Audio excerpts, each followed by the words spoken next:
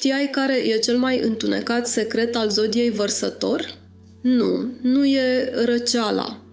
Nu e nici faptul că pare distant. Secretul real e mai fin și tocmai de aceea te poate lovi tare. Un vărsător neintegrat îți poate închide ușa emoțională în față fără să pară că a făcut ceva. Și te lasă, inevitabil, cu o întrebare care roade. Oare eu am greșit? Oare eu sunt prea mult? Dacă imaginea acestui video ți-a atras atenția, e pentru că ai simțit deja energia asta în viața ta. Omul care e genial, interesant, magnetic, dar care dintr-o dată devine de neatins. Iar tu rămâi pe mesaj văzut fără răspuns, rămâi în ceață, rămâi cu inima în frig. În următoarele minute îți arăt exact la ce să fii atent. Cum îți dai seama dacă cineva din Vărsător are umbra activă și, cel mai important, cum te protejezi fără să te pierzi pe tine.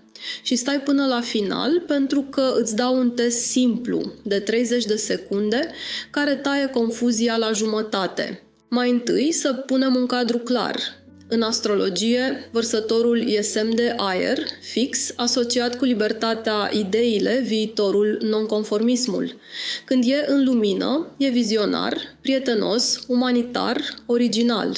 Când e în umbră, aceeași energie se poate transforma în detașare folosită ca armă, în încăpățânare mascată ca principii și în superioritate emoțională. Eu sunt deasupra dramelor. Și aici începe secretul.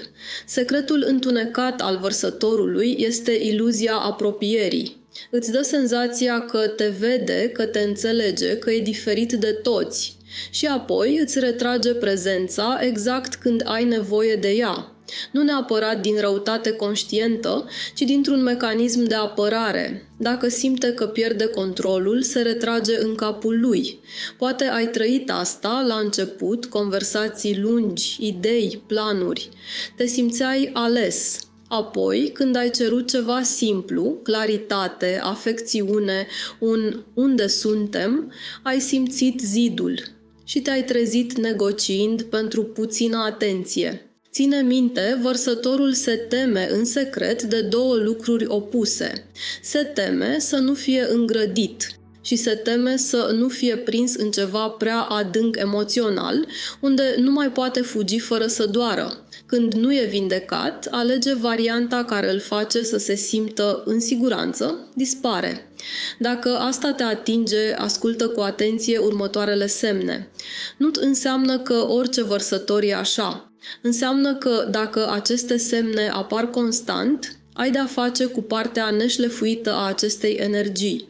Primul semn îți oferă libertate, dar doar până când libertatea ta îl incomodează. Un vărsător în lumină respectă spațiul. Un vărsător în umbră folosește spațiul ca scuză. Când tu ceri o minimă consecvență, ți se spune că ești posesiv sau dramatic. În realitate, tu ceri maturitate, iar el cere să nu fie tras la răspundere. Mini-test rapid. Când ai nevoie de el sau de ea într-o zi grea, ce face? Un vărsător matur spune, spune-mi ce ai nevoie, sunt aici. Un vărsător în umbră spune, nu pot cu energia asta și te lasă singur cu durerea. Al doilea semn, sarcasmul care lovește exact unde doare.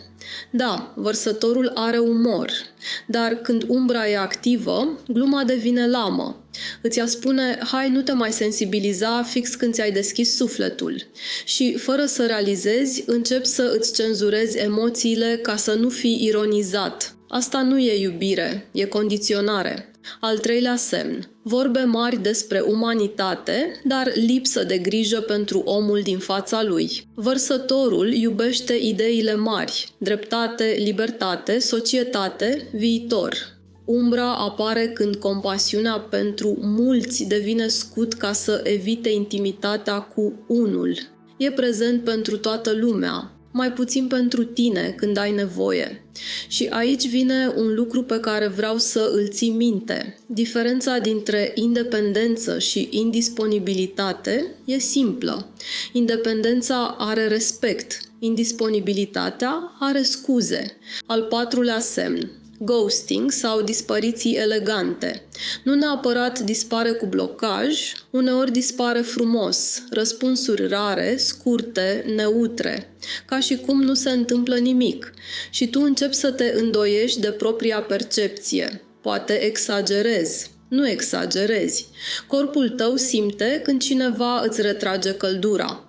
Următorul semn e cel mai important și de asta îl pun aici, la mijlocul videoului, modul în care un vărsător în umbră îți mută discuția din inimă în tribunal. Când spui m-a durut, el răspunde cu definiții. Când spui mi-a fost dor, el răspunde cu argumente. Totul devine analiză. De ce simți asta? Nu e logic, nu are sens și încet emoția ta e tratată ca o eroare de sistem. Aici e capcana. Tu ajungi să te simți vinovat pentru că simți. Și stai aici cu mine pentru că imediat îți dau fraza pe care să o spui când simți că ești judecat pentru emoțiile tale. Fraza asta, spusă calm, îți arată instant dacă omul e matur sau doar joacă șah afectiv. Al cincilea semn, încăpățânarea mascată ca principiu. Vărsătorul fix poate fi extrem de rigid, dar rigiditatea lui nu arată ca a altora. Nu țipă, nu se ceartă mult, spune doar așa sunt eu și închide subiectul. Dacă așa sunt eu, înseamnă nu îmi asum nimic, fugi. Pentru că în fața rigidității, iubirea ta se va zdrobi. Al șaselea semn, te păstrează aproape, dar nu te lasă să intri. E prietenos, comunică, te caută când are chef, te include în lumea lui. Dar când încerci să construiești, îți arată limita invizibilă. Ai senzația că relația e mereu aproape, dar niciodată aici. Asta e una dintre cele mai dureroase forme de singurătate. Să fii cu cineva și totuși să fii singur. Și acum, un semn pe care puțini îl recunosc la timp, superioritatea emoțională. Umbra vărsătorului poate crea o mască de eu sunt evoluat. Îți spune că el e deasupra geloziei, deasupra atașamentului, deasupra nevoilor.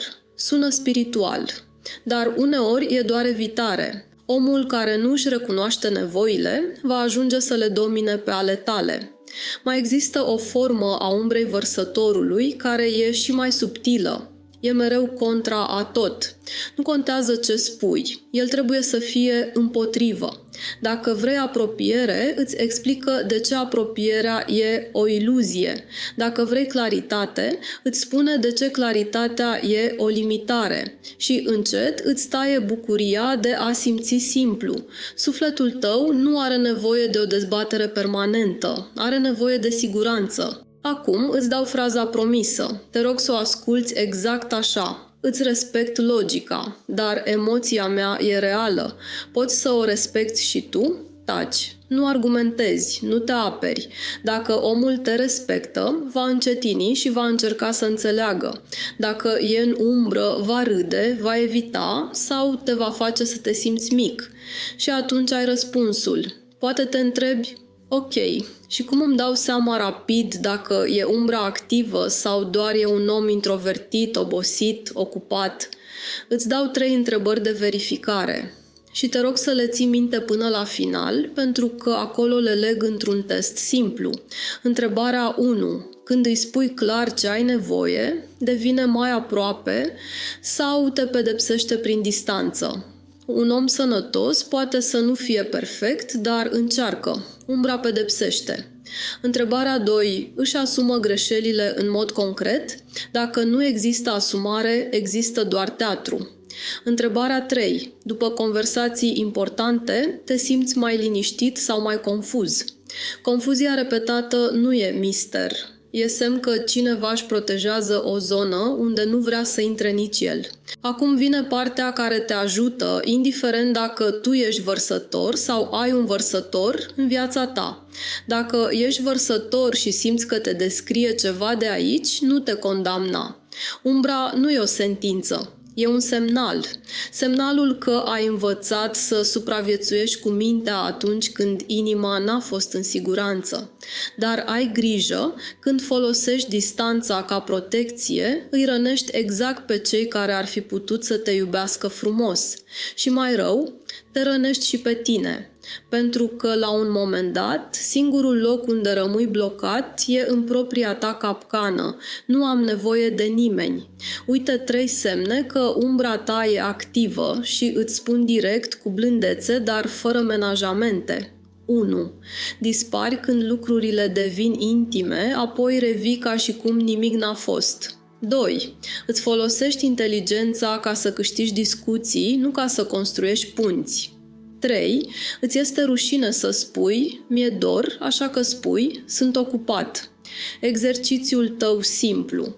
În loc să explici ce simți, numește ce simți. O singură propoziție. Acum simt frică sau rușine sau tristețe sau furie. Atât.